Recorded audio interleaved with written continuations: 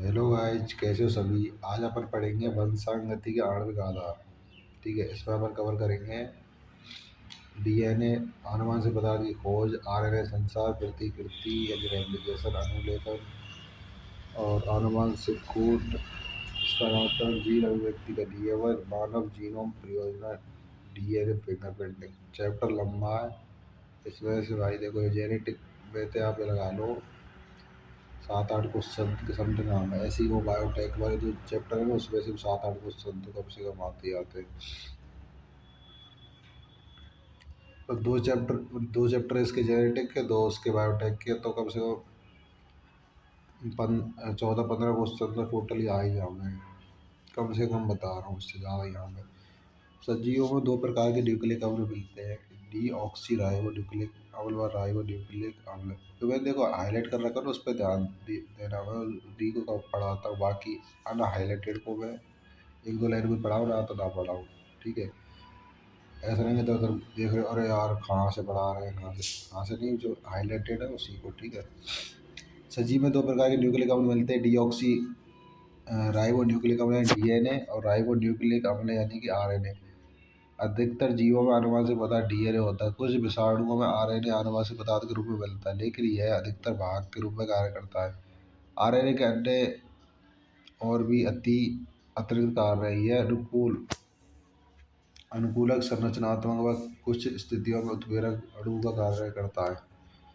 ठीक है, आरएनए जो होता है ना, वो आनुवंशिक पदार्थ है, और उसके साथ में अनुकूलक की तरह भी काम करे, संरचनात्मक की तरह भी काम करे, और उत्प्रेरक की भी तरह। ठीक है, पी वाई को लेकर, पी वाई को मतलब जानते हो, प्रीवियस ईयर क्वेश्चन। ठीक है, कुछ को पता ही नहीं होगा, कुछ तो चल रहा है टाइम पास, जिंदगी कट रही है बहुत सारे भाई। अब डीएनए फर्स्ट पढ़ेंगे। डीएनए की फुल फॉर्म है D oxy ribo nucleic acid nucleotide. ठीक है, डी ऑक्सी राइबो न्यूक्लियोटाइड एक लंबा बहुलक है जो डीएनए की लंबाई सामान्यतः इससे मिलने वाले न्यूक्लियोटाइड योग योग से है पर निर्भर है। यह किसी भी जीव की विशेषता है। उदाहरण एक जीवाणु भोजी है ना, पाई × 174, इसमें 53-86 न्यूक्लियोटाइड मिलते हैं। ठीक है, जीवाणु भोजी लेमड़ा में 48-502 क्षार युग्म, इस्चरिचिया कोलाई में 4.6 × 10⁶ क्षार युग्म, मनुष्य में एक गुणित द्विगुणित नहीं एक गुणित डीएनए में 3.3 × 10⁹ क्षार युग्म मिले।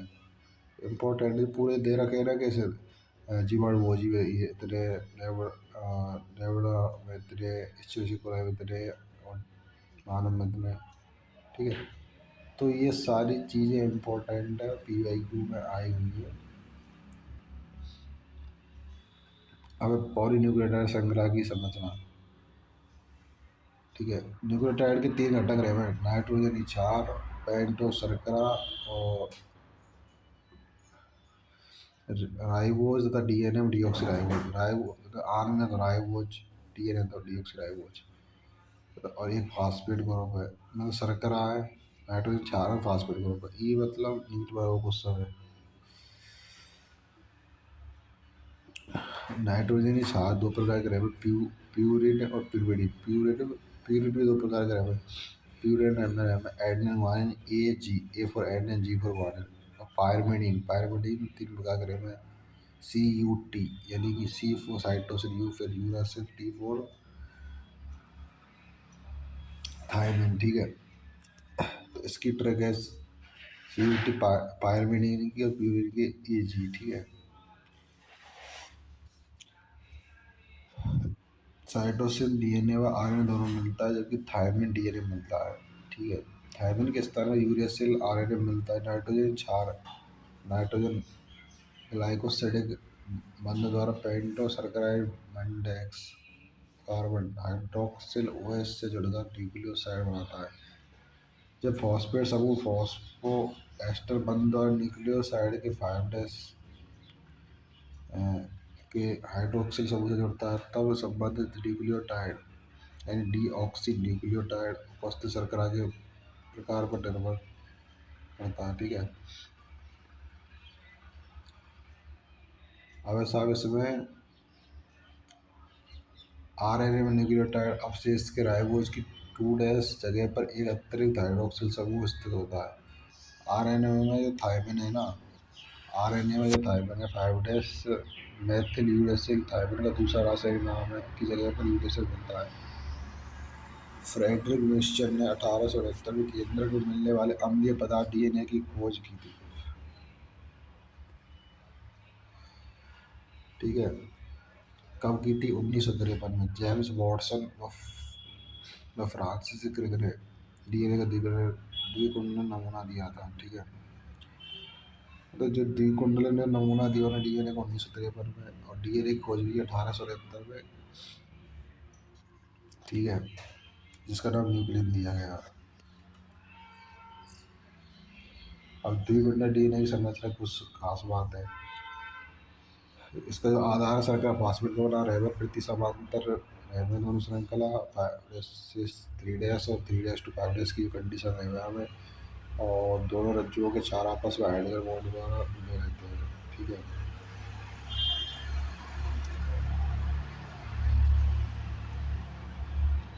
एड में थायमिन डबल बॉन्ड में साइटोसिन ट्रिपल बॉन्ड, ये याद रखना है। ठीक है।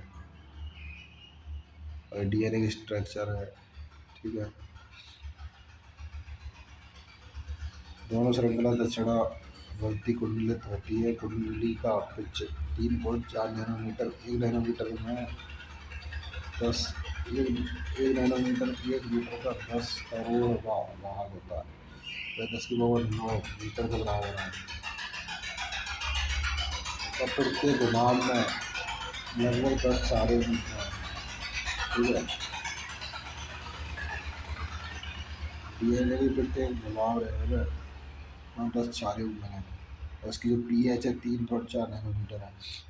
एंगस्ट्रॉम में लगा रही है तो 0.34। ठीक है। चारों के बीच की दूरी 0.34 नैनोमीटर की दूरी है। ठीक है। याद रखने बच्चे नीट में आ चुका है। ठीक है। चारों भी आ चुके कितने मिलते हैं? 10 चारों, और इन चारों के बीच की दूरी 0.34 नैनोमीटर ये आ चुका है।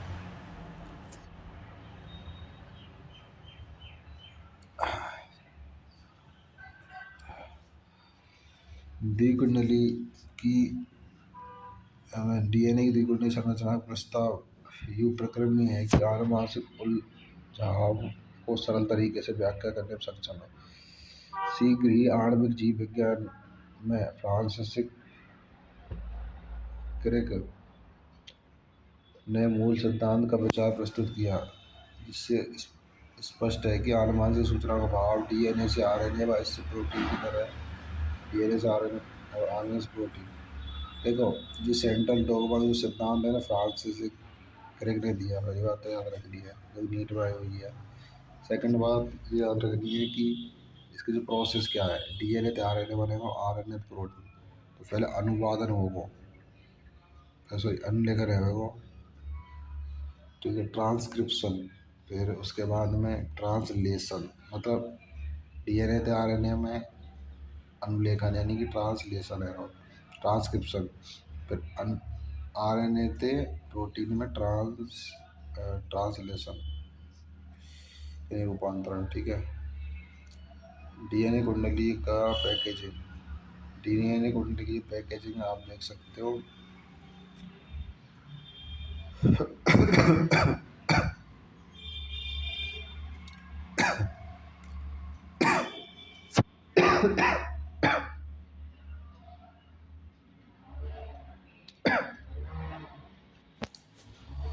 डीएनए कुंडली की पैकेजिंग यानी कि ये डीएनए की जो लंबाई होती है ना 2.2 मीटर के बराबर होती है। ये पहली बात तो ये है। असीम केंद्र की जैसे ई कोलाई जिसमें स्पष्ट केंद्र नहीं मिलता है, इसके बावजूद भी डीएनए पूरी कोशिका में नहीं फैला होता है। डीएनए कैसा होता है? ऋण आवेशित। कुछ प्रोटीन धनात्मक आवेशित रहते हैं, बंधकर एक जगह पर स्थित होते हैं, जिसे केंद्र का वह न्यूक्लियोइड बोलते हैं जिसको, यानी डीएनए प्लस प्रोटीन आपस में बंधे रहे ना, तो केंद्र का वो निर्माण करेगा, पहली बात ये है। उसके बाद में सब ससीम केंद्रकी में यह संरचना काफी जटिल है, धनात्मक आवश्यक क्षारीय प्रोटीन का समूह होता है जिसे हिस्टोन कहते हैं। इस प्रोटीन का इस प्रोटीन का आवेश आवेशित पार्श्व श्रृंखला में स्थित अमीनो अम्ल की बहुलता पर निर्भर करता है। हिस्टोन में क्षारीय अमीनो अम्लीय लाइसिन व अर्जिनिन अधिक मात्रा में मिले हैं। हिस्टोन में क्षारीय अमीनो अम्ल लाइसिन अर्जिनिन अधिक मात्रा में मिले हैं। हिस्टोन में क्षारीय अमीनो अम्ल ये लाइसिन अर्जिनिन अधिक मात्रा में मिलते हैं। दोनों अमीनो अम्ल की पार्श्व श्रृंखला पर धनात्मक आवेशित होता है। हिस्टोन व्यवस्थित होकर 8 हिस्टोन अणुओं की इकाई बनाते हैं जिसको हिस्टोन अष्टक बोलते हैं, जो ईट वाला क्वेश्चन है। और हिस्टोन में जो क्षारीय एमिनो अम्लीय लाइसिन अर्जिनिन ये भी नीट में आया हुआ है, ठीक है।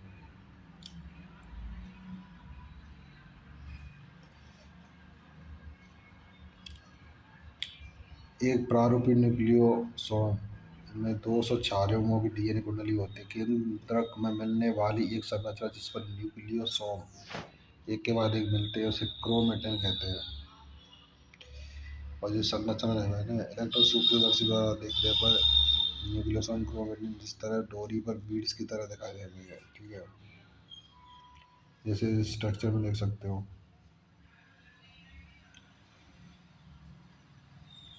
उच्च स्तर पर क्रोमेटिन की पैकेजिंग हेतु अतिरिक्त प्रोटीन की आवश्यकता होती है, जैसे स्वाभाविक रूप से गैर स्टोन और सूत्री प्रोटीन। एक प्रारूपी केंद्रक में कुछ जगह पर क्रोमेटिन ढीले ढाले बंधे होते हैं, यूक्रोमेटिन कहलाते हैं। क्रोमेटिन जो काफी अच्छे ढंग से बंधे होते हैं वह गाढ़े रंग के दिखाई पड़ते हैं। हेट्रोक्रोमेटिन मतलब दो प्रकार के क्रोमेटिन, एक यूक्रोमेटिन जो कि ढीले ढाले बंधे रहते हैं, और एक हेट्रो जो कि काफी अच्छे ढंग से बंधे रहते हैं, ठीक है। नीट में क्वेश्चन है। आनुवंशिक पदार्थ की खोज, ठीक है। आनुवंशिक पदार्थ की जो खोज है, आनुवंशिक वंशागति के आधार पर आणविक आधार की खोज 1926 में हुई है।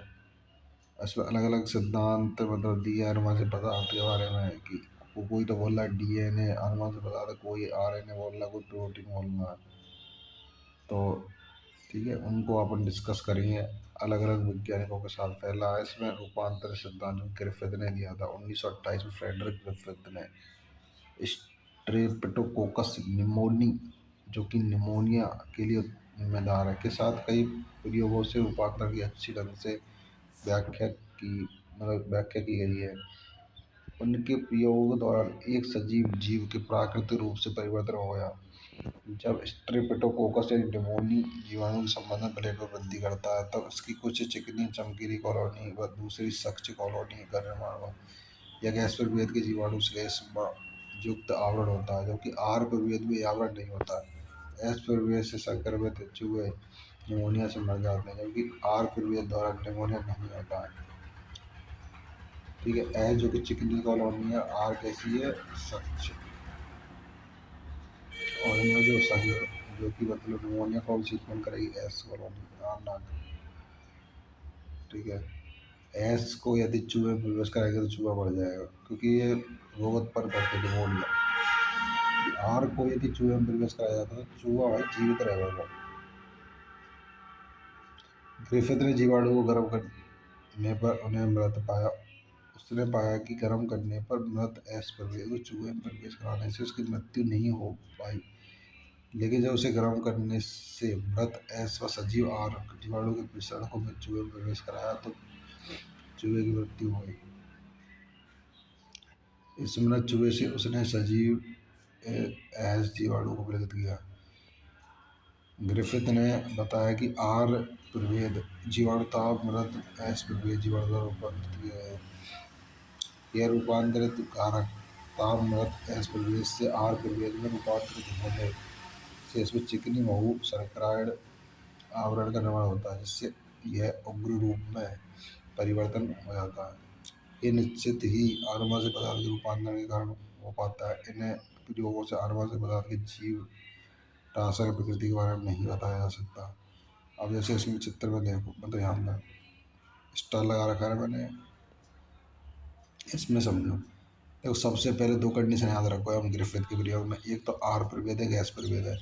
आर जो कि रक्ष और यानी खुरदरा टाइप में होगा वो, और एक है एस प्रभेद जो कि स्मूथ होगा बिल्कुल चिकना। ठीक है, तो जो एस प्रभेद है ना वो रोग उत्पन्न कर रहा है, यानी कि निमोनिया रोग। ठीक है,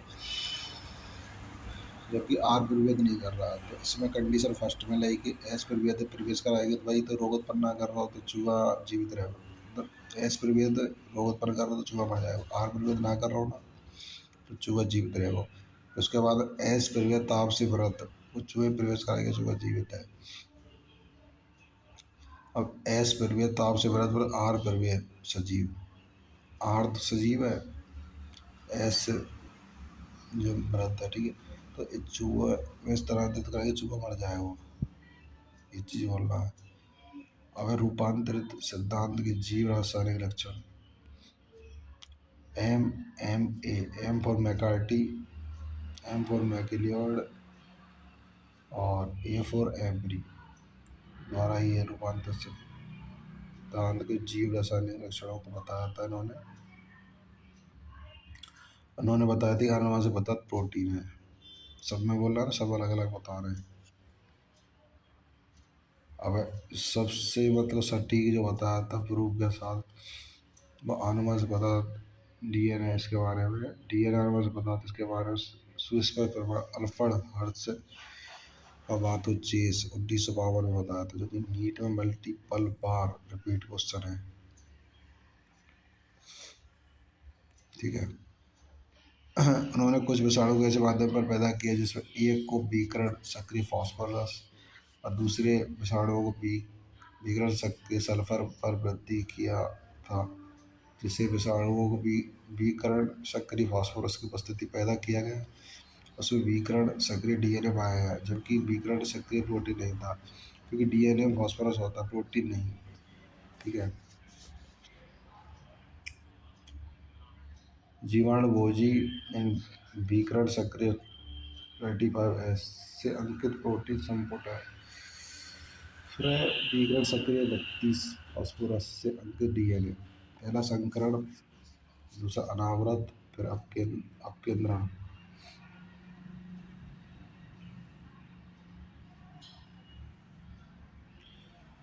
पैदा किए उसमें विकर्ण सक्रिय प्रोटीन पाई गई, डीएनए विकर्ण सक्रिय नहीं था, क्योंकि डीएनए में सल्फर नहीं होता है भाई। तो डीएनए में यदि सल्फर ना है तो फिर वो, तो इसलिए तो विकर्ण सक्रिय नहीं माना जाता डीएनए को। जो जीवाणु उन विषाणु संक्रमण थे जिनमें विकर्ण सक्रिय प्रोटीन था वे विकर्ण सक्रिय नहीं हुए। इससे संकेत मिलता है कि प्रोटीन विषाणु से जीवाणु में प्रवेश नहीं करता है। इस कारण से हर से पता डीएनए ही है जो विषाणु से जीवाणु में आता है। और ये नीट में आया क्वेश्चन है कि मतलब आनुवंशिक पदार्थ है ना, इसके मतलब सही स्पष्टीकरण तो अल्फ्रेड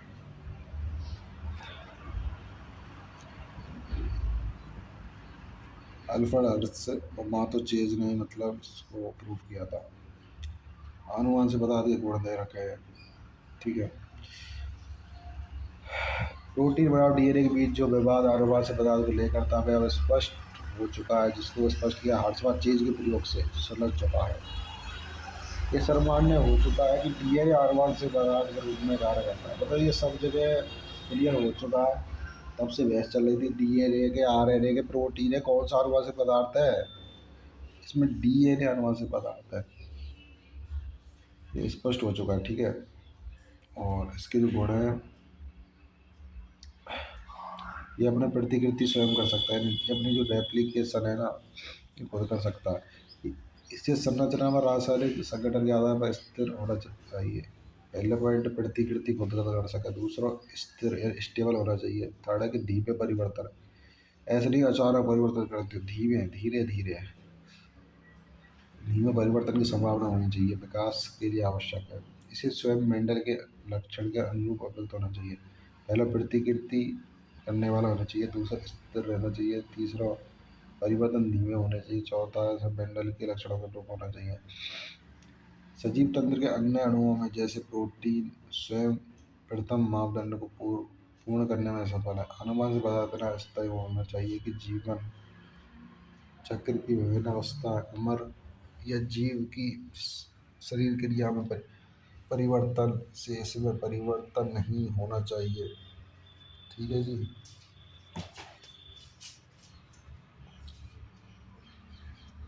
मतलब कोई भी कंडीशन में परिवर्तन नहीं होना चाहिए। डीएनए रासायनिक संगठन की दृष्टि से कम सक्रिय, संरचना की दृष्टि से अधिक स्थायी है। डीएनए जो कि रासायनिक संगठन की दृष्टि से कम सक्रिय है, परंतु जो संरचनात्मक दृष्टि से अधिक स्थायी है। इस प्रकार दोनों न्यूक्लिक हमलों में डीएनए का अच्छा अनुमान से पदार्थ माना जाता है। अब सब आरएनए संसार, आरएनए फैला अनुमान से पदार्थ अब बहुत पर्याप्त प्रमाण है कि जीवन के आवश्यक क्रमों जैसे उपापचय क्रिया यानी मेटाबॉलिज्म, स्थानांतरण, ट्रांसलेशन, संबंधन आदि का विकास आरएनए से हुआ है साहब। आरएनए उत्प्रेरक के रूप में क्रियाशील लेकिन अस्थायी है। आरएनए उत्प्रेरक है परंतु अस्थायी है। डीएनए क्या है? स्थायी। आरएनए क्या है? अस्थायी। डिस्ट्रीब्यूटेड चलेंगे दोनों, ठीक है। इस कारण से आरएनए के रासायनिक रूपांतरण से डीएनए का विकास हुआ है।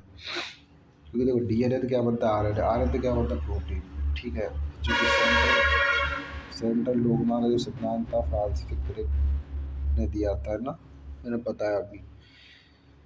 और डीएनए के द्विरज्जुकों व पूरक रज्जुकों का कारण तथा इसमें मरम्मत के विकास से अपने में होने वाले परिवर्तन प्रतिरोधी है। अब ऐसा प्रतिकृति है रेप्लिकेशन। अब डीएनए के अनुसंधान से प्रतिकृति मॉर्सल क्रिक का जो प्रतिरूप है दे रखा है। प्रतिकृति को पढ़ते हैं। प्रतिकृति मतलब समझते हो?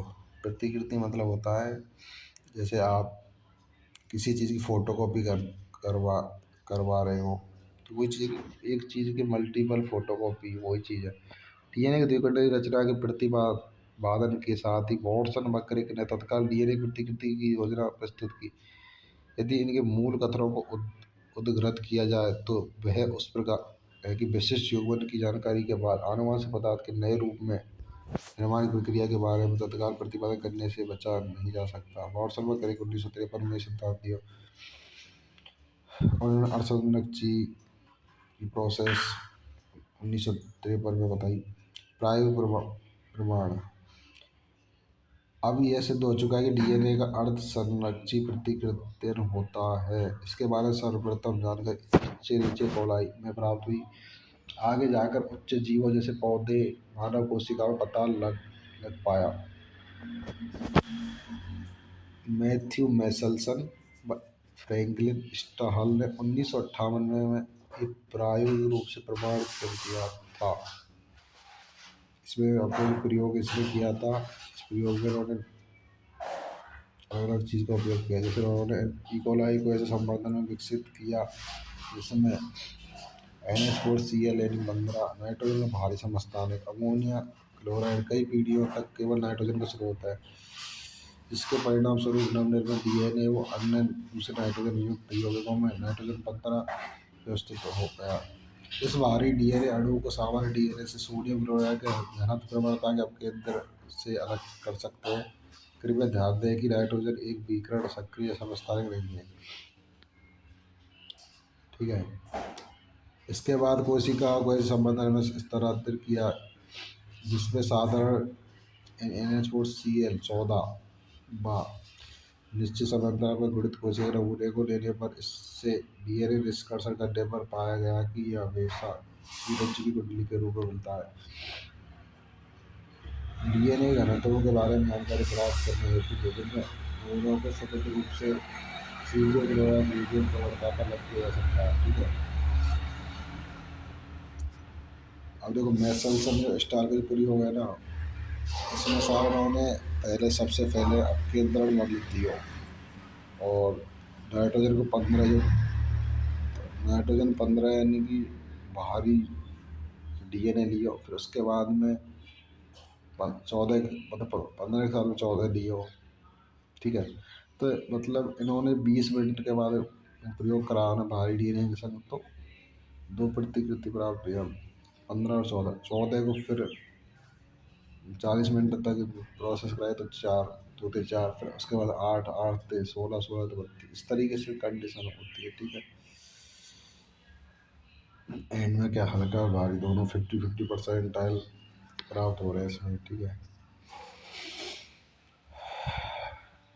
इस प्रकार संबंध है जिसको N15 N14 माध्यम पर एक पीढ़ी तक संबद्ध किया गया। इससे डीएनए निष्कर्षण करने पर पाया गया कि इसका घनत्व संकरित या मध्य था। ठीक है, डीएनए 20 मिनट बाद प्रथम पीढ़ी, देखो 20 मिनट तक प्रयोग करा उसके बाद प्रथम पीढ़ी प्राप्त हुई। इकोलाई 20 मिनट में विभाजित होता है। डीएनए जो दूसरी पीढ़ी है 40 मिनट बाद द्वितीय पीढ़ी के संबंध में निष्कर्षित किया गया कि समान मात्रा में संकरित डीएनए हल्के डीएनए से मिलकर बना होता है। ठीक है जी, इकोलाई के 80 मिनट बाद वृद्धि से प्राप्त डीएनए में हल्के व संकरित डीएनए घनत्व का अनुपात होगा। टेलर व उनके सहयोगियों ने 1958 में विशिया फाबा सेम पर नवनिर्मित डीएनए का गुणसूत्र में वितरण का पता लगाने के लिए विकिरण सक्रिय थायमिडीन का प्रयोग किया। मतलब टेलर है ना, टेलर व उसके सहयोगी हैं जो उसके सहायक सहायक मतलब उसके प्रयोग में सहायता करने वाले। उन्होंने 1958 में जो प्रयोग करा ना, तो बाद में उन्होंने विशिया फावा यानी फावा सेम पर नवनिर्मित डीएनए के गुणसूत्र में वितरण का पता लगाने के लिए विकिरण सक्रिय थायमिडीन का प्रयोग करा उन्होंने, जो कि नीट में आया क्वेश्चन है, विशिया फावा। ठीक है, इस प्रयोग से ये सिद्ध हो गया कि गुणसूत्र में डीएनए अर्ध संरक्षित तरह से प्रतिकृति करता है। अब कार्य प्रणाली व एंजाइम। सजीव कोशिका जैसे इकोलाई में प्रतिकृति हेतु उत्प्रेरकों के समूहों की आवश्यकता होती है। मुख्य एंजाइम जो कि डीएनए बनाने वाला डीएनए पॉलीमरेज है। ये डीएनए टेम्पलेट का उपयोग डीऑक्सीन्यूक्लियोटाइड के बहुलक को उत्प्रेरित करता है। यह एंजाइम काफ़ी प्रभावी है क्योंकि बहुत ही कम समय में अधिक संख्या में न्यूक्लियोटाइड के बहुलक को उत्प्रेरित करता है। ठीक है, 4.6 × 10⁻⁶ क्षारयुग मिलते हैं इसमें। इसकी तुलना मानव के द्विगुणित संख्या यानी कि 6.6 × 10⁻⁹ क्षारयुग से करो, तो जिसमें प्रतिकृति प्रक्रिया के पूर्ण होने में 18 मिनट समय लगे। इसका मतलब बहुलीकरण की औसत दर लगभग 2000 क्षारयुग प्रति सेकंड है। ठीक है, अब लंबे डीएनए अणुओं के दोनों रज्जु एक साथ पृथक नहीं होते हैं। प्रतिकृति हेतु डीएनए को छोटे छोटे भागों में मिलते हैं। प्रतिकृति डीएनए पर निर्भर डीएनए पॉलीमरेज बहुलक केवल एक दिशाएं 5' to 3' में। यह प्रतिकृति द्विशाख पर कुछ जटिलता पैदा करती है। फलस्वरूप 3' to 5' की ध्रुवीयता वाली टेम्पलेट की लड़ी पर प्रतिकृति सतत होता रहता है। 3' to 5' ध्रुवीयता वाली टेम्पलेट की लड़ी पर प्रतिकृति सतत होता रहता है, जबकि दूसरी लड़ी 3' to 5' पर यह असतत रूप से, ये इम्पोर्टेंट है, 3' to 5' में कैसा कंडीशन है सतत वाली। और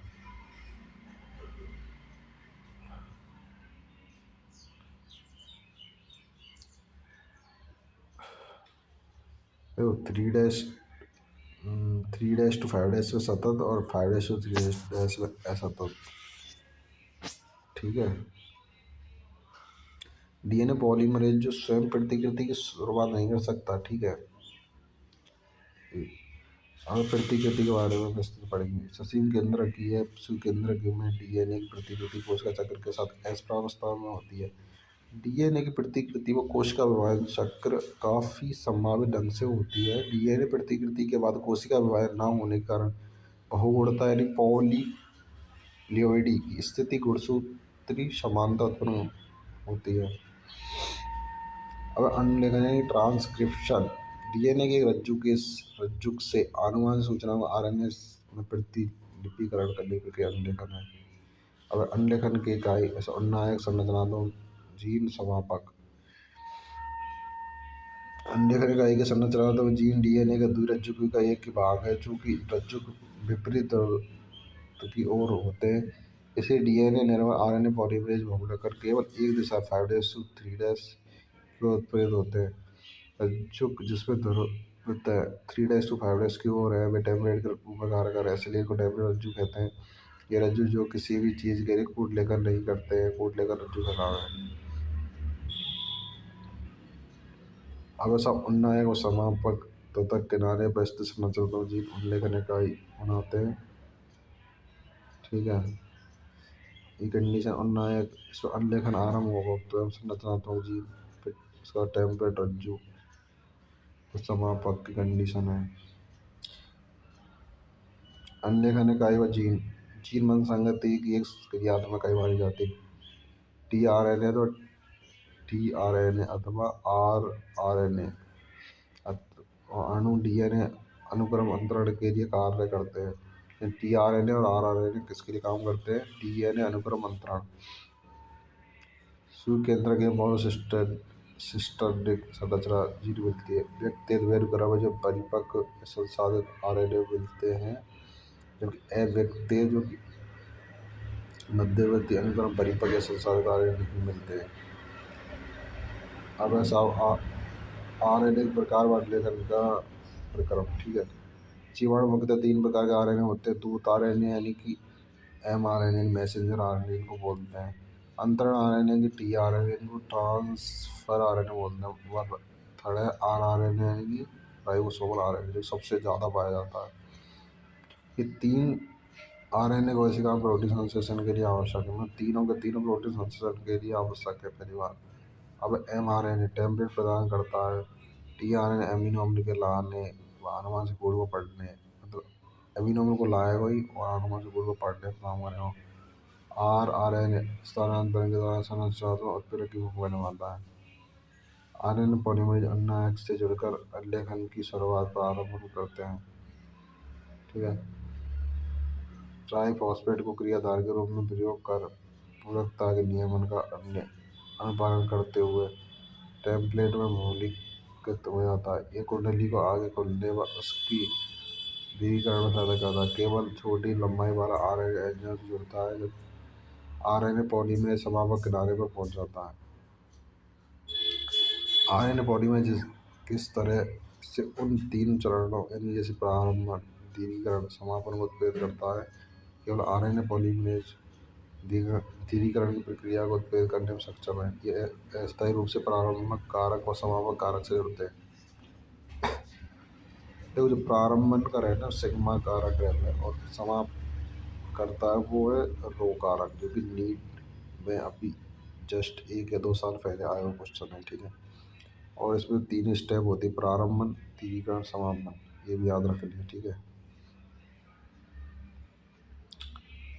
अब देखो जो आरआरएनए रहता है ना, इसमें 28S 18S 5.8S रहता है। वो जो मैं पढ़ाऊंगा इसमें जब बताऊंगा अभी। सुकेंद्रक के 2 अतिरिक्त जटिलता, जैसे केंद्रक में कम से कम 3 प्रकार के आरएनए पॉलीमरेज मिलते हैं। इसमें फर्स्ट है आरएनए पॉलीमरेज राइबोसोमल और आरएनए जिसको बोलते हैं। इसमें 28S 18S 5.8S मिले, जबकि आरएनए पॉलीमरेज थर्ड अंतरण आरएनए जिसको टीआरएनए यानी ट्रांसफर आरएनए भी बोलते हैं। ठीक है, इसमें 5S आरएनए SNRNA, इन 5S और SNRNA दोनों बना के अन्य खनिज जिम्मेदार। आरएनए पॉलीमरेज सेकंड है ना, जो दूत आरएनए यानी मैसेंजर आरएनए के पूर्ववर्ती रूप यानी एमआरएनए का पूर्ववर्ती रूप है। विषमांग केंद्र के आरएनए एचआरएनए का उल्लेखन करते हैं। इन देखो इम्पोर्टेंट है, नीट में मल्टीपल बार रिपीट है। टीआरए और आरआरए कौन कौन से पाए हैं? 18 28 18 5.8। तो 8 याद रखो, पीछे देखो 28 में 8 है, 18 में 8 है, 5.8 में 8 है। 28S 18S 5.8S। अब है जो कि टी आर ए में एस याद रखो, जैसे 5S और SNRN। ठीक है जी, और MRNA वो सॉरी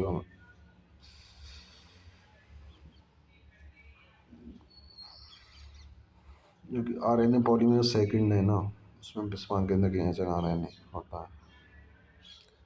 RNA पॉलीमरेज फर्स्ट कौन सा? RNA। सेकंड कौन सा है?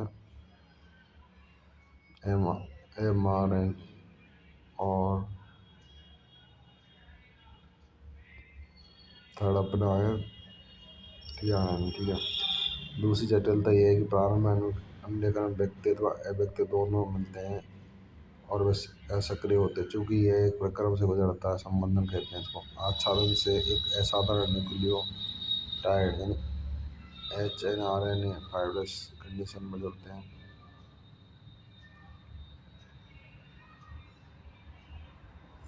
उस क्षण में एडेनिन समूह स्वतंत्र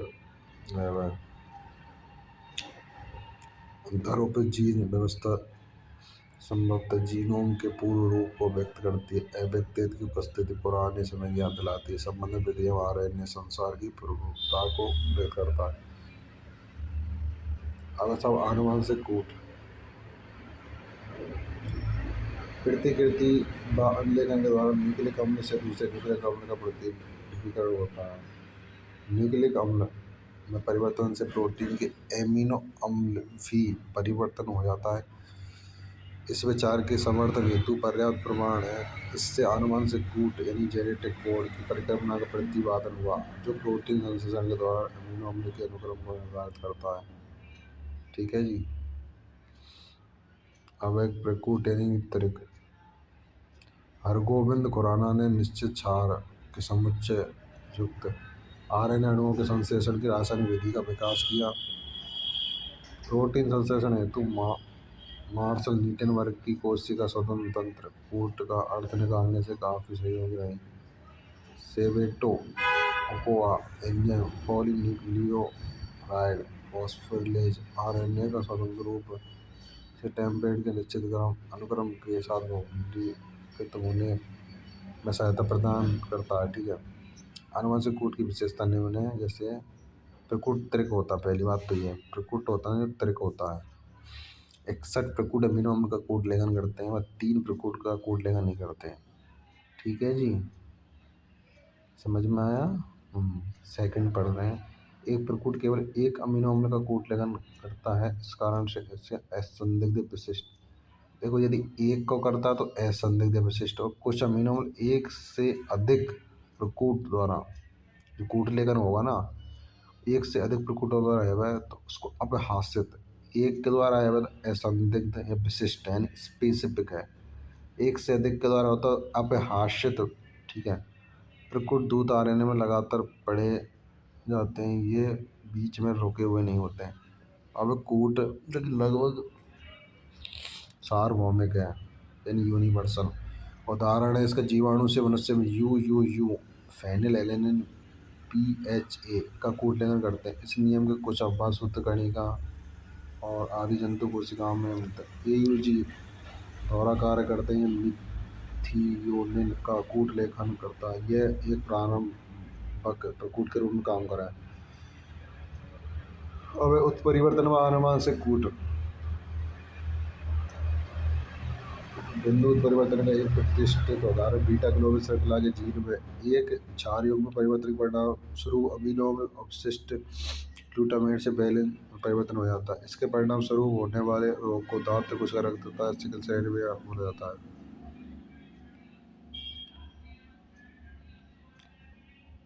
इसका कथन पर ध्यान दो, जो निम्न शब्दों से बना है, जिसमें 3 वर्ण है, आनुवंशिक कोड की तरह मिलते हैं। इनको पढ़ लेना। एक या दो क्षारों के निवेशन और विलोपन से निवेशन विलोपन बिंदु के पड़ने के प्राधार में परिवर्तन होता है।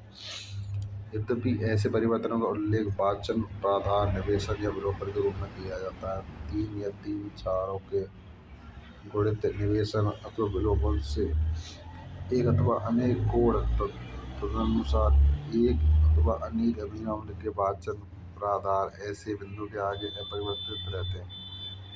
ठीक है। अब अंतरण आरएनए अनुकूलक अणु।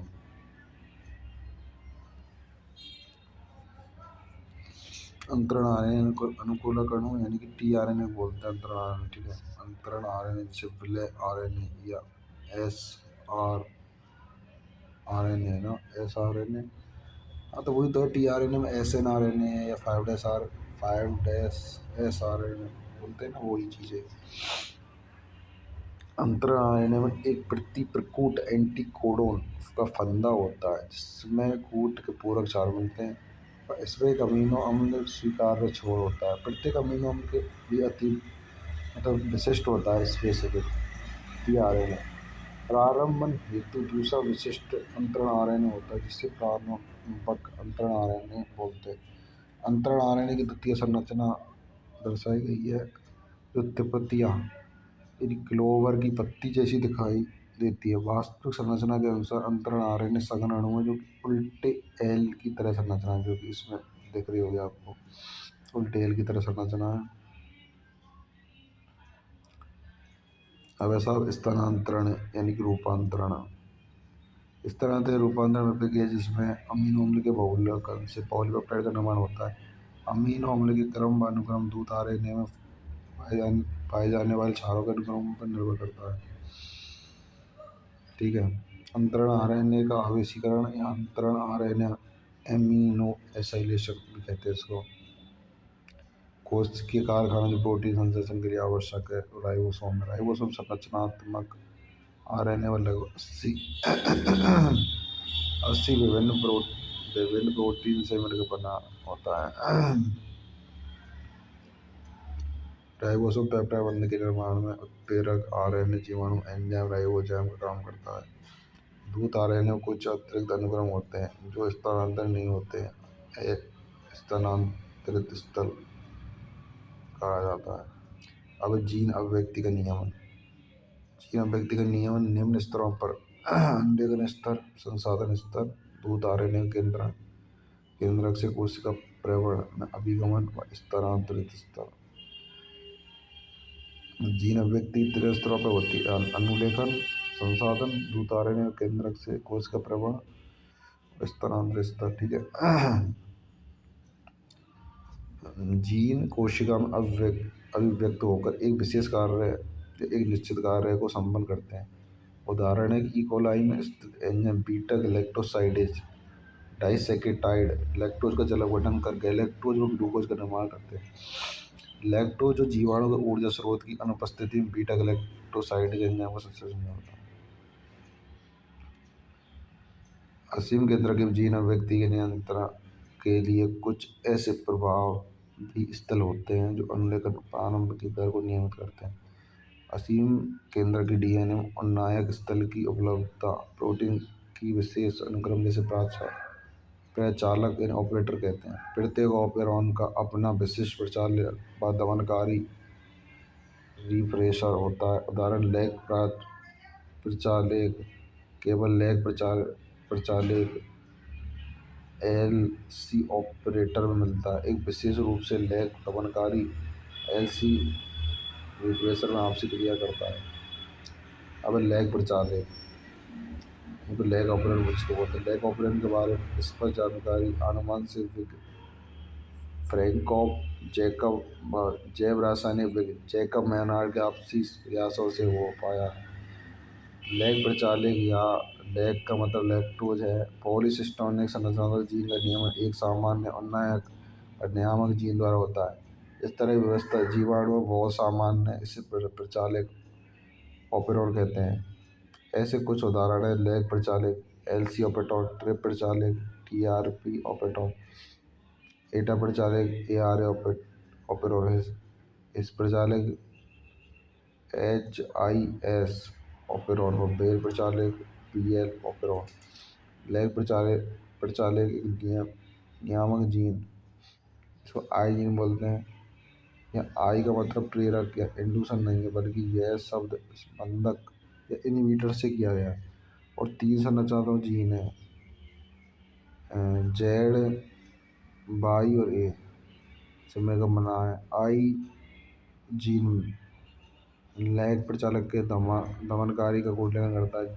Z gene beta galactosidase beta यानी गाल का कोडलेखन करता है जो डाइसैकेटाइड लैक्टोज के जल अपघटन से संबंधित है।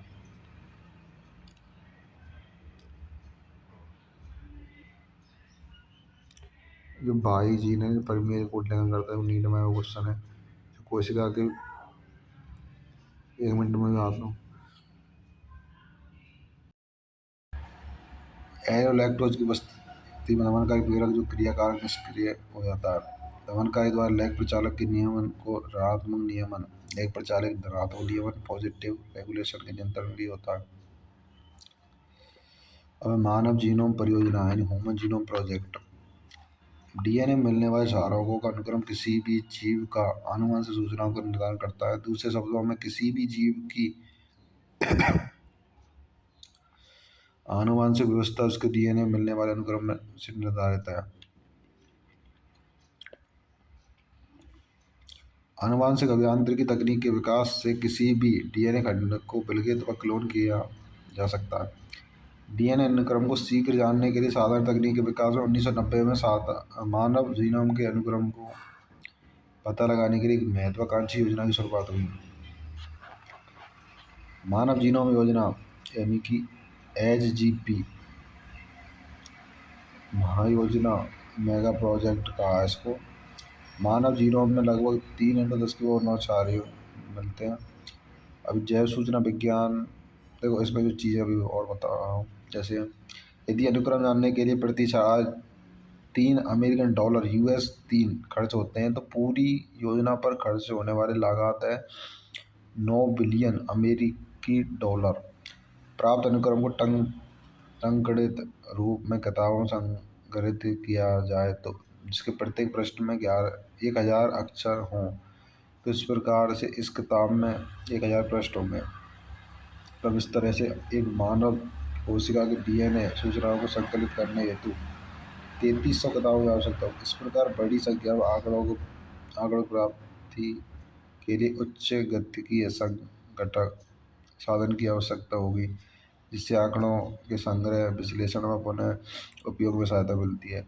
एचजीपी के बारे में जानकारी जीव विज्ञान के इस नए क्षेत्र का तेजी से विस्तार से संभव हो पाया है। जैव सूचना विज्ञान कहते हैं। एचजीपी के लक्ष्य। मानव डीएनए मिलने वाले एचजीपी के कुछ महत्वपूर्ण लक्ष्य निम्नलिखित हैं, जैसे लगभग 20,000 से 25,000 सभी जीवों के बारे में पता लगाना। दूसरा, मानव डीएनए को बनाने वाले 3 बिलियन रासायनिक क्षारों के अनुक्रम को निर्धारित करना। थर्ड है, उपरोक्त जानकारी आंकड़ों के रूप में संग्रहित करना। चौथा है, आंकड़ों के विश्लेषण हेतु नई तकनीक का सुधार करना। चौथा है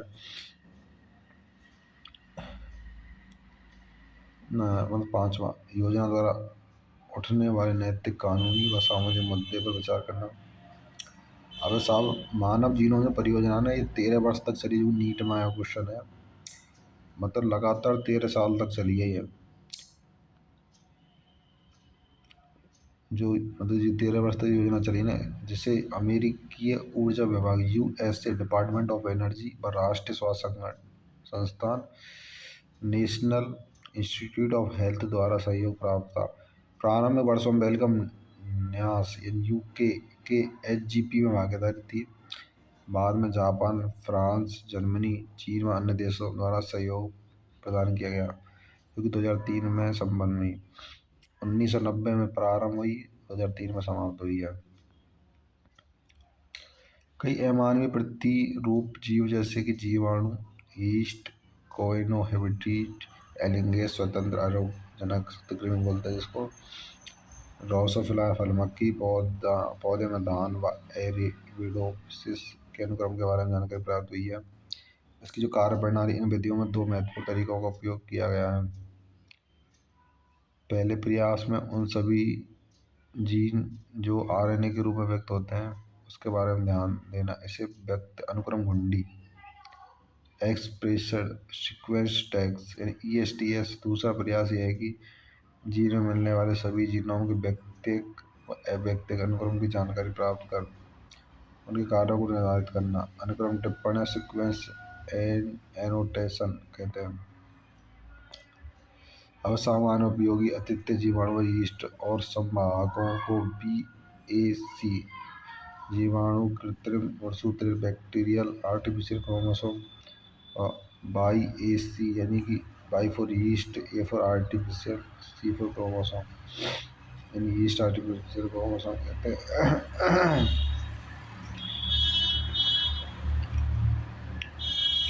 खंडों को स्वचालित डीएनए अनुक्रम, डीएनए सीक्वेंसर जो कि फ्रेडरिक सेंगर द्वारा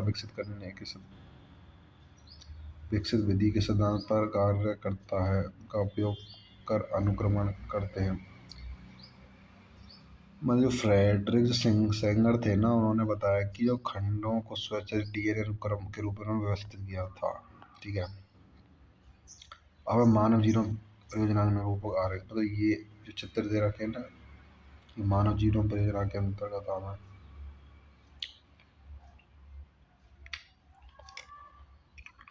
गुणसूत्र फर्स्ट का अनुक्रमण में मई 2006 यह मानव के 24 गुणसूत्र में अंतिम था। 22 से 23 लिंग गुणसूत्र और एक्स तथा वाई के अनुक्रमण की आवश्यकता है। दूसरा चुनौतीपूर्ण कार्य जीनोम का आनुवंशिक और भौतिक नक्शा तैयार करना। बहुरूपीय प्रतिबंधन एंडोन्यूक्लिएज पहचान स्तर में दोहराए गए डीएनए का अनुक्रम जिसे सूक्ष्म अनुषंगी है। माइक्रोसैटेलाइट या दोहराए गए डीएनए अनुक्रम में बहुरूपीय की आवश्यकता के बारे में अगले खंड डीएनए फिंगरप्रिंटिंग पढ़ सकते हैं। अब है सात मानव जीनोम की मुख्य विशेषता।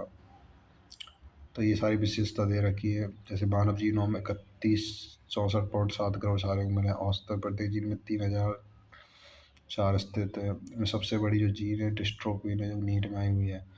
जीन की संख्या 30,000 है। फैले की अनुमानित संख्या 80,000 से 1,40,000 से काफ़ी कम है। लगभग सभी 99.9% लोगों में न्यूक्लियोटाइड 4 एक समान है। मतलब 99% तो सेम है। खोजी गई 50% से अधिक जीन के कार्य के बारे में जानकारी प्राप्त है। 2% से कम जीनोम प्रोटीन का कोड लेकर करते हैं। मानव जीनोम के बहुत बड़े भाग का निर्माण पुनरावृत्ति अनुक्रम द्वारा होता है। पुनरावृत्ति अनुक्रम डीएनए के फैले हुए भाग हैं जिनकी कभी कभी 100 से 1000 बार पुनरावृत्ति होती है, जिनके बारे में विचार है कि इनका सीधा कूट लेकर में कोई कार्य नहीं है, लेकिन इनसे गुणसूत्र की संख्या, गतिकीय विकास के बारे में जानकारी मिले। गुणसूत्र फर्स्ट में सर्वाधिक जीन रहे 2968 और बाई गुणसूत्र में सबसे कम जीन यानी 231। वैज्ञानिकों ने मानव में लगभग 1.4 करोड़ जगहों पर अलग 11 यानी SNPs एकल न्यूक्लियोटाइड बहुरूपता सिंगल न्यूक्लियोटाइड पॉलीमॉर्फिज्म जैसे सिनैप्स बोला जाता है की जानकारी दी। उपयोग व भविष्य की चुनौती। एच जी अनुक्रमों का सबसे महत्वपूर्ण प्रभाव यह है कि जैविक अनुसंधानों में मूलतः नए आयामों का समावेश हो जाता है। इसमें डीएनए अंगुली छापी, डीएनए फिंगरप्रिंटिंग। मनुष्य में मिलने वाले सारे अनुक्रम लगभग 99% समान है। यह मानते हुए कि मानव जीनोम में 3 × 10⁻9 ह्यूमन है। ये नीट में आया होगा कि 3 × 10⁻9 ह्यूमन मानव में मिला है। डीएनए अंगुली छापी में डीएनए अनुक्रम में स्थित कुछ विशेष जगहों के बीच विभिन्नता का पता लगाते हैं। इनको पुनरावृत्ति डीएनए यानी रिपीटेटिव डीएनए बोला जाता है। अनुक्रम में डीएनए का छोटा भाग कई बार पुनरावृत्ति होता है। इससे पुनरावृत्ति डीएनए को जीनोमिक डीएनए के ढेर से अलग करने के लिए विभिन्न शिखर बनाते हैं। घनत्व परिवर्तन केंद्र द्वारा अलग किया जाता है। डीएनए ढेर एक बहुत बड़ा शिखर बनाता है, जबकि साथ में अन्य छोटे शिखर बनते हैं जिसे अनुषंगी डीएनए सैटेलाइट डीएनए कहते हैं। यह अनुक्रम उच्च श्रेणी बहुरूपता प्रतिशत करता है, जो डीएनए अन्य शाखा का आधार है। ठीक है जी। किसी भी व्यक्ति के विभिन्न ऊतकों जैसे खून, बाल, ऊतक, त्वचा, हड्डी, लार, शुक्राणु आदि से प्राप्त डीएनए एक समान बहुरूपता मिलती है, जो न्यायालयीय उपयोग में एक पहचान और औजार के रूप में उपयोगी है।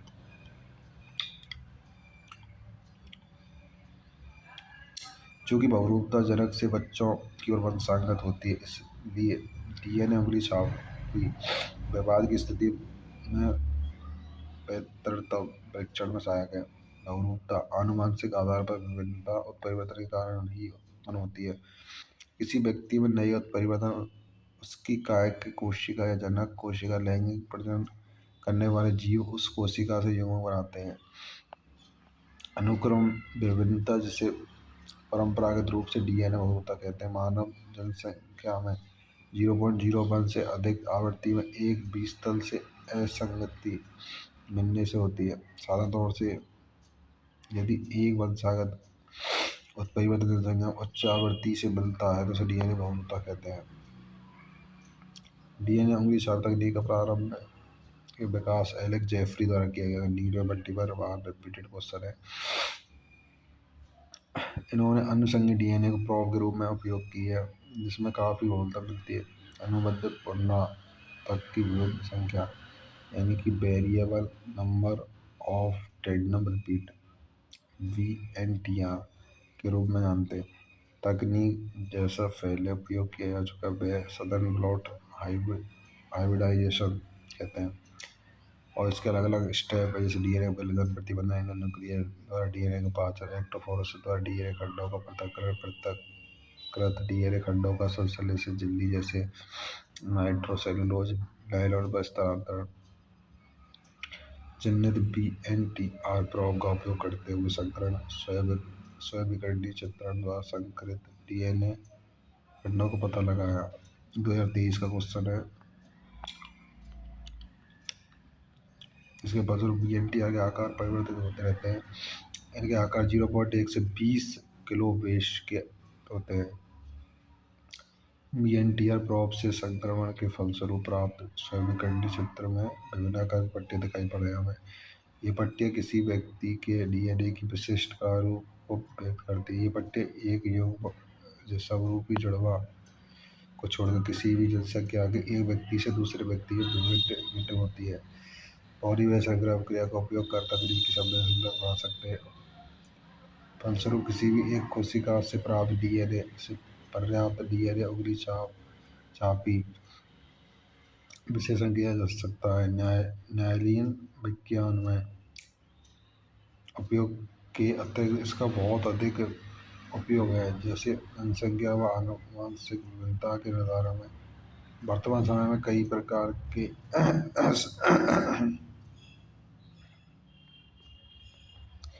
संपरीक्षक का उपयोग डीएनए उंगली छाप बनाने में किया जाता है। इस तरह अपना चैप्टर समाप्त होता है। और जो भी स्टूडेंट चैनल पर फर्स्ट बार विजिट कर रहे हो चैनल को सब्सक्राइब कर लो और टेलीग्राम चैनल की लिंक डिस्क्रिप्शन में है तो वहाँ से आप टेलीग्राम चैनल को ज्वाइन कर सकते हो। ठीक है, ऑल दी बेस्ट।